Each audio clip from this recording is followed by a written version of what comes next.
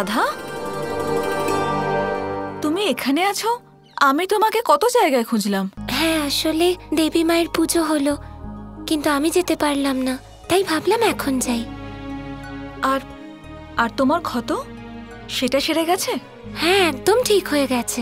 বৈদ্যমশাই খুব ভালো ওষুধ দিয়েছেন, দেখো আমি সম্পূর্ণ সুস্থ। আশ্চর্য ব্যাপার, ওখানে কৃষ্ণের ক্ষত ঠিক হলো আর এখানে রাধারও। কিভাবে? কৃষ্ণের ক্ষত? তার মানে? হ্যাঁ, আসলে কৃষ্ণেরও পায়ে ক্ষত হয়েছিল।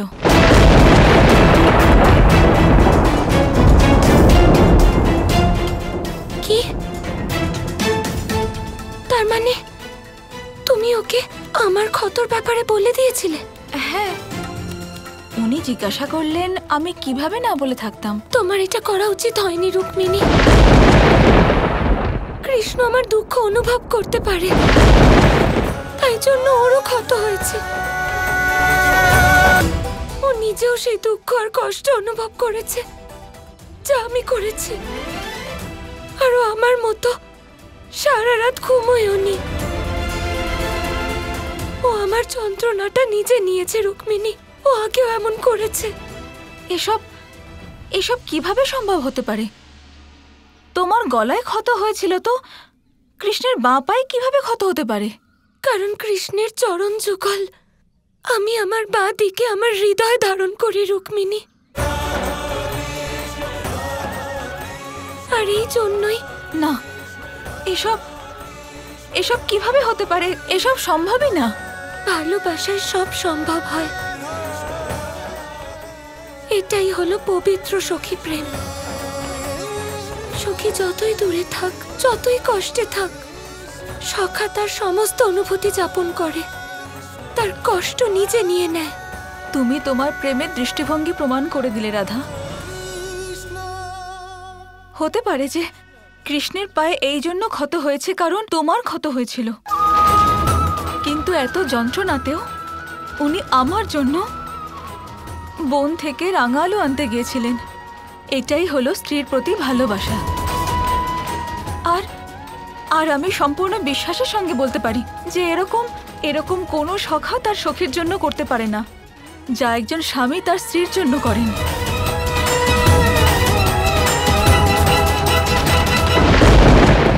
তুমি নিজের প্রেম তো বুঝে গেছো রুক্মিণী, কিন্তু কৃষ্ণের প্রেম বোঝা এখনো বাকি আছে।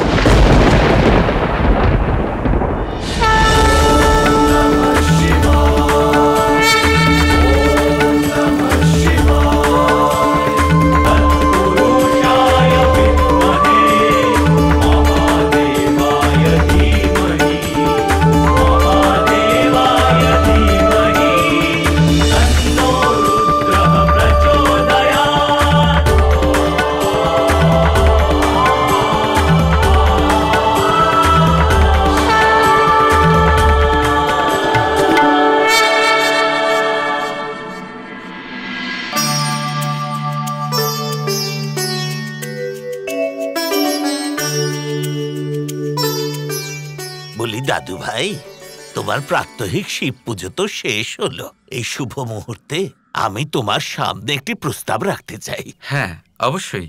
এই মহাশিবরাত্রি হলো দ্বারকার প্রথম মহাশিবরাত্রি।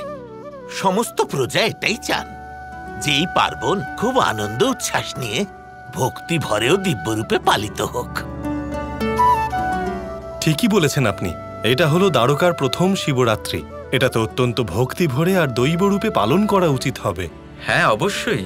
আমার বিশ্বাস রয়েছে দ্বারকার প্রত্যেক ব্যক্তি একসাথে মিলে সম্পূর্ণ ভক্তি আর শ্রদ্ধার সাথে মহাশিবরাত্রির এই পুণ্যতিথিকে অদ্ভুত করে তুলবেন। কি বলেন দাদা? নিঃসন্দেহে দ্বারকাধীশ আর মহাদেবের সব থেকে বড় ভক্ত হবার দরুন এই উৎসবের সমস্ত আয়োজন আমি নিজেই দেখাশোনা করব, আর এটা সুনিশ্চিত করব যেন দ্বারকার এই প্রথম মহাশিবরাত্রি সর্বশ্রেষ্ঠ শিবরাত্রি হয়। এবার যদি আয়োজন করতেই হয় তাহলে এমন ভাবে করবেন যেন সাক্ষাৎ মহাদেব আর পার্বতী দেবী বাধ্য হন এখানে আসার জন্য। বাধ্য হন আমাদের সাথে এই উৎসবে অংশগ্রহণ করতে।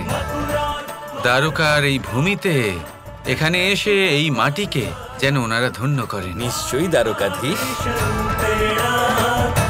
দ্বারকাধীশ শ্রীকৃষ্ণের জয়! দ্বারকাধীশ শ্রীকৃষ্ণের জয়! দ্বারকাধীশ শ্রীকৃষ্ণের জয়! এই মহাশিবরাত্রিতে বিশেষ কিছু একটা হতে চলেছে। একজন বিশেষ কেউ আসতে চলেছেন। ওম নমঃ শিবায়।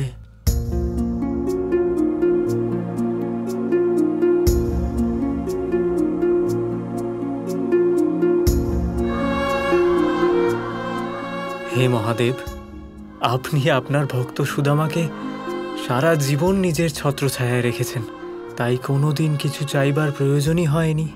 কিন্তু প্রভু, গৃহে এক দানা চালও নেই।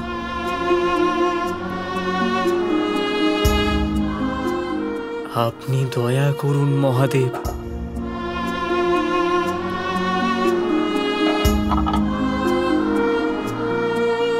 মহাদেবও তাকেই সাহায্য করেন যে নিজেকে সাহায্য করে। আমি আপনাকে কতবার বলেছি, আপনার মিত্র শ্রীকৃষ্ণ এখন দ্বারকাধীশ হয়ে গেছেন। ওনার কাছে যান। স্বর্ণনগরী বানিয়েছেন উনি। কিছু না হলে অন্তত কিছু স্বর্ণ নিয়ে আসবেন। উনি এখন দ্বারকাধীশ, উনি স্বয়ং তো আপনাকে ডাকবেন না। আমি তোমাকে কতবার বলেছি, আমার বন্ধু কৃষ্ণকে তোমার কিছু না বলাটাই বাঞ্ছনীয়। আমি আমার বন্ধুর কাছে কোনোদিন ভিক্ষে করতে পারবো না। ঠিক আছে, তাহলে বসে থাকুন আর বসে বসে মহাদেবের পুজো করুন, আর আমরা অভুক্ত থাকি। না না, আমি বিশ্বাস করি এইবার মহাশিবরাত্রিতে আমাকেই পুজোর দায়িত্ব দেওয়া হবে। একটু ধৈর্য ধরো, এবার আমরা ধন আর অন্ন দুটোই পাবো। এত বছরে কিছুই তো হয়নি, এখন আর কি হওয়ার বাকি আছে? এত বছর হয়তো হয়নি, কিন্তু এই বছর এটা অবশ্যই হবে।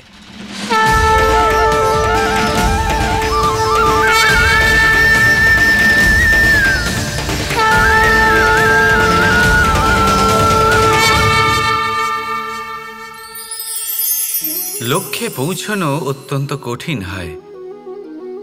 কেউ ভাবেন যে কেন এত কঠিন হয়, কেন এত কষ্ট করতে হয় লক্ষ্যে পৌঁছানোর জন্য। এই লক্ষ্য সরলভাবে কেন আমার কাছে চলে আসে না?